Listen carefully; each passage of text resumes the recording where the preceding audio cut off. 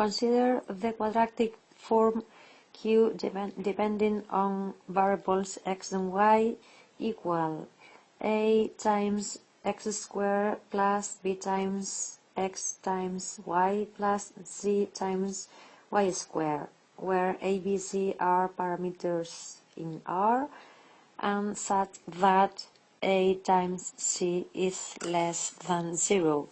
We are asked to answer next questions. A. Study the sign of the quadratic form in R2, and are there any values of the parameters a, b, c such that Q restricted to the vector subspace of those vectors in R2 such that the second component is 3 times the first one never results in a negative value? If so, give an example. To solve this exercise, we need to know how.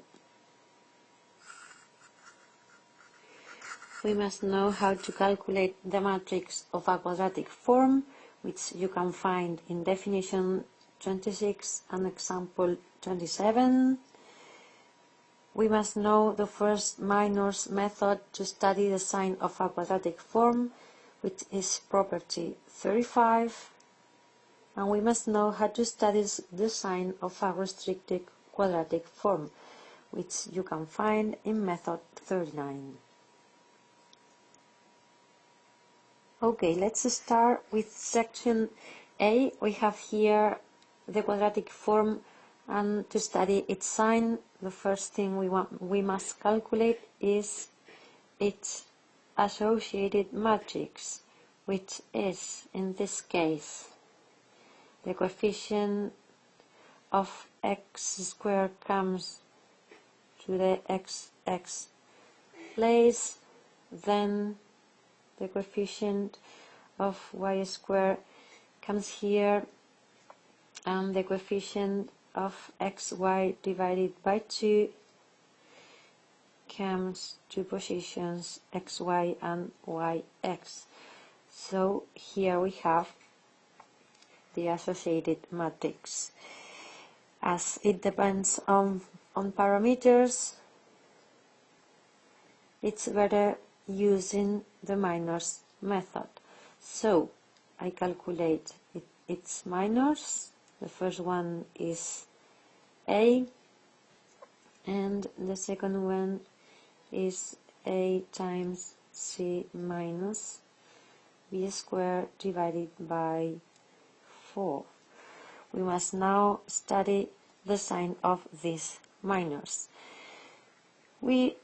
I start with the second one because its sign is fixed, as I know that a times c is less than 0 because it is stated in the statement, and a term less than 0 minus a term greater than 0 results in a negative value.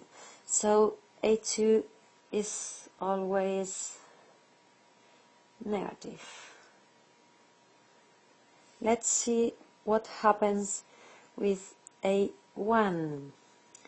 Its value is a, and I don't know the sign of a. I only know that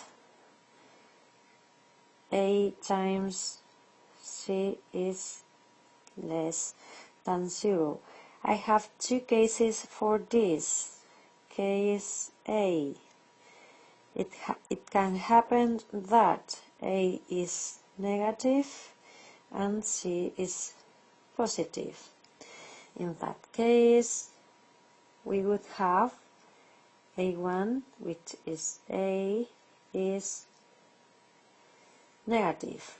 Then, if the first minor is negative and the second minor is negative as well, using the minors method to study the sign of a quadratic form, we have that Q is indefinite in this case.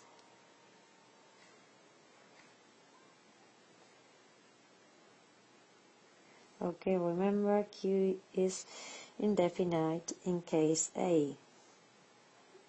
Now let's go to the other case. As A times C is less than 0, the other case is that A can be positive and C is negative. In that case, A1, which is A, would be greater than 0. So, we have a positive, the first minor is positive and the second one is negative. Using the minors method, we arrive to the result that Q is indefinite as well in this case. So, the answer for question A would be that Q is indefinite in any case.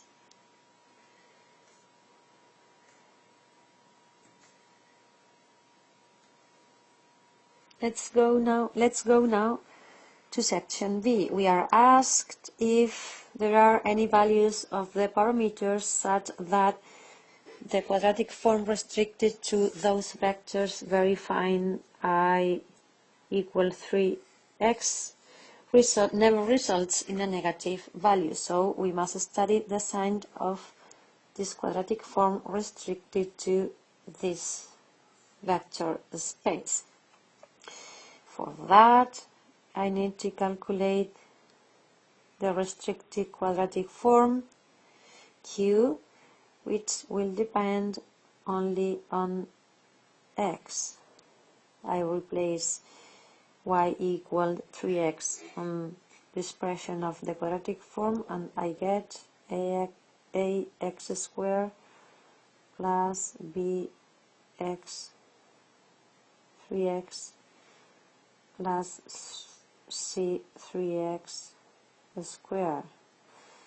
This is ax squared plus 3bx squared plus 9c x squared, which results in a plus 3b plus 9c x squared. If we want that this never results in a negative value, we need that a plus 3b plus 9c is greater or equal than 0. So the answer would be yes. When a plus 3b plus 9c is greater or equal than 0, capital Q restricted to S never results in a negative value. We must give an example. Then, for example, I choose A, B, and C such that this expression is greater or equal than 0. An easy example would be A1, B1, and C,